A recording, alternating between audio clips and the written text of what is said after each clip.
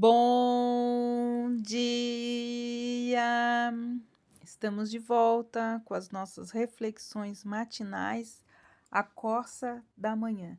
Estamos no nosso 37º dia de propósito, quase vencendo os nossos 40 dias. Estamos falando sobre orar defensivamente e hoje nós vamos finalizar orando defensivamente 2. O que nós precisamos fazer, então, para fazer orações defensivas, como nós aprendemos ontem? Uma coisa que nós precisamos fazer é ocupar as áreas que foram dadas a Satanás, ou áreas que nós demos legalidade para ele agir em nossas vidas. Na guerra espiritual, estamos lutando contra principados e potestades, diz Colossenses 2,15. São os governadores das trevas que reivindicam jurisdição, mas por meio da cruz. Foi Jesus que desarmou completamente o poder do inimigo, como nós vemos aqui em Colossenses capítulo 2, versículos de 8 a 5, que nos dizem assim. Colossenses, capítulo 2, de 8 a 15, diz assim: Tenham cuidado para que ninguém venha a enredá-los com a sua filosofia e vãs sutilezas, conforme a tradição dos homens e conforme os rudimentos do mundo, e não segundo Cristo. Porque nele habita corporalmente toda a plenitude da divindade. Também nele vocês receberam a plenitude. Ele é o cabeça de todo o principado e potestade. Nele também vocês foram circuncidados, não com uma circuncisão feita por mãos humanas, mas pela remoção do corpo da carne, que é a circuncisão de Cristo, tendo sido sepultados juntamente com ele no batismo, no qual vocês também foram ressuscitados por meio da fé no poder de Deus, que o ressuscitou dentre os mortos. E quando vocês estiverem mortos nos seus pecados e na incircuncisão da carne, ele lhes deu vida juntamente com Cristo, perdoando todos os nossos pecados e cancelando o escrito de dívida que era contra nós e que constava de ordenanças, o qual nos era prejudicial. Removeu-o inteiramente, cravando-o na cruz, e despojando os principados e as potestades publicamente, os expôs ao desprezo, triunfando sobre eles na cruz. Então, Satanás não tem mais munição em sua arma, mas ele ainda blefa e engana as pessoas para que se submetam a ele. Quando você peca ou acredita em sua mentira, você está abrindo mão do controle de sua vida e dando-lhe terreno para ocupar, como diz João 8:34 e Efésios 4:26 e 27. Mas quando você se arrepende e crê na verdade, ele perde o controle sobre você. Diz 2 Timóteo, capítulo 2, versículos 24 a 26. Eu desafio você a ler cada um desses versículos. Quando você desbanca suas mentiras e quaisquer imaginações ímpias do seu próprio coração, você também precisa pedir a Deus que seja o Senhor sobre você e que ocupe essas áreas anteriormente ocupadas pelo inimigo. Que o Espírito Santo e a sua palavra ocupe este lugar.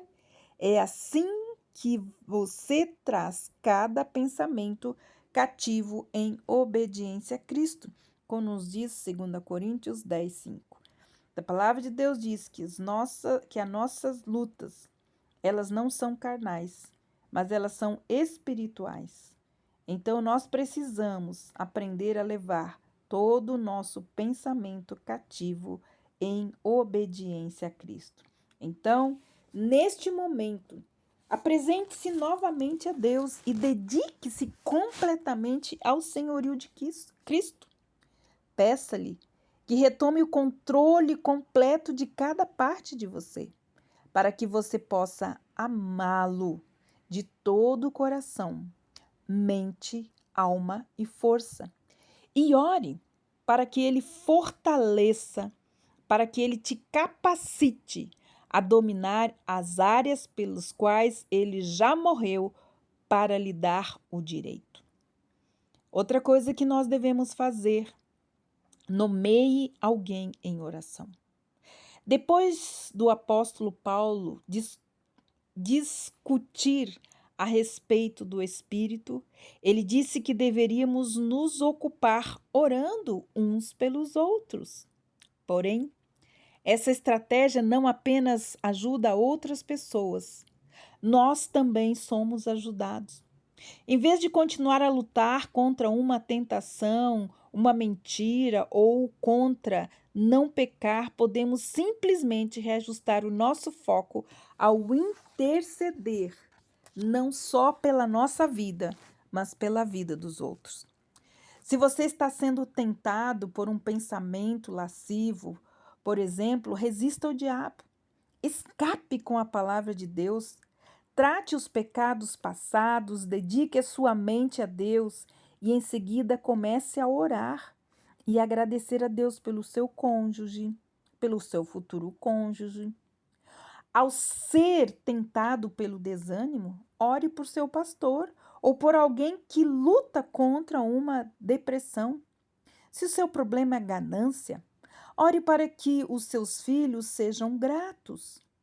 A oração permite que você saia de um carrossel infinito de preocupações e experimente a paz de Deus, que guardará seu coração e sua mente presos em Cristo Jesus.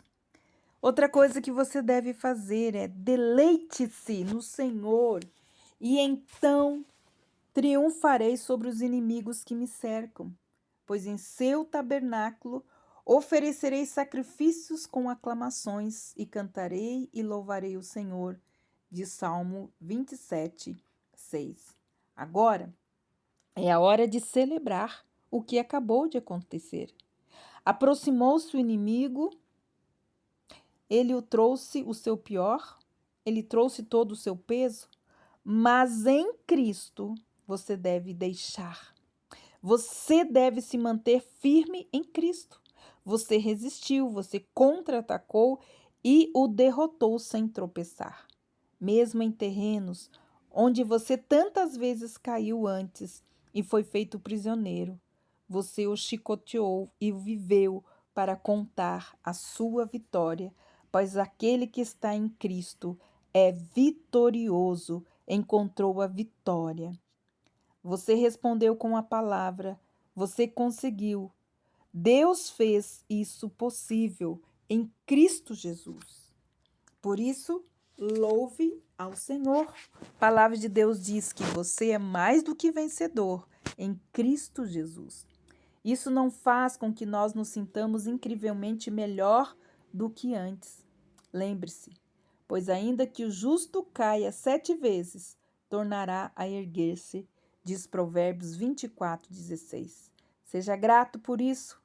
Mas quem disse que você não pode marchar em frente com uma vitória após outra, ganhando ímpeto, motivação, ganhando terreno, realmente experimentando a vida abundante e livre que foi prometida a você?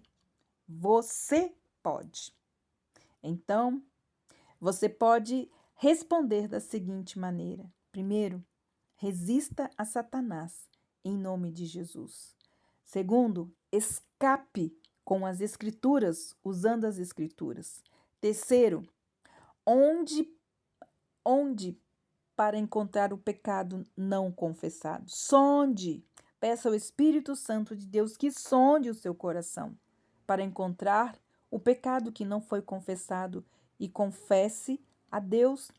Peça perdão e peça o sangue de Jesus sobre a sua vida, sobre o seu coração, que ele limpe e purifique sua mente e seu coração de todo o pecado e de toda a imundícia. Ocupe a área dada a Satanás, Use a palavra de Deus, coloque Jesus como centro, como dono, como Senhor de tudo que há em você. Sexto, nomeie alguém em oração. Ore pelas pessoas. Ore por aqueles que te maltrataram. Ore por aqueles que te ofenderam. Ore por aqueles que falam mal de você. Ore. Deus diz que nós devemos orar pelos nossos inimigos. Deleite-se no Senhor. Se você aprender a praticar isso, o diabo vai tentá-lo cada vez menos, porque ele vai perceber que os seus ataques só fazem com que você se lembre mais de clamar o nome de Jesus, de citar as Escrituras, de arrepender-se por seus pecados, de orar e louvar. Senhor, eu te agradeço, porque tu és maior em mim do que aquele que está no mundo. Obrigado por abrir o caminho para mim e para os meus irmãos e não nos deixar lutar as nossas batalhas sozinhos. Obrigado por nos mostrar mais do que que o Senhor é capaz de nos dar tudo aquilo que é preciso. O Senhor já nos deu a vitória em Cristo Jesus, o precioso sangue de Jesus. Ajude-nos a caminhar na vitória que tu já conquistastes na cruz. E por favor, Senhor, dai-nos sabedoria e a tua graça para superar cada mentira, cada vício, cada área de derrota na nossa vida. Ensina-nos a ser fortes em ti e na força do teu poder. Ajuda-nos a vestir toda a armadura de Deus e permanecer firmes no dia do mal. Revista-nos do Senhor Jesus, Ele é a nossa armadura. Estamos confiantes em Ti, Senhor, e no quanto nós precisamos de Ti. No nome precioso de Jesus, eu oro por mim e por cada um dos meus irmãos. Em nome de Jesus. Amém.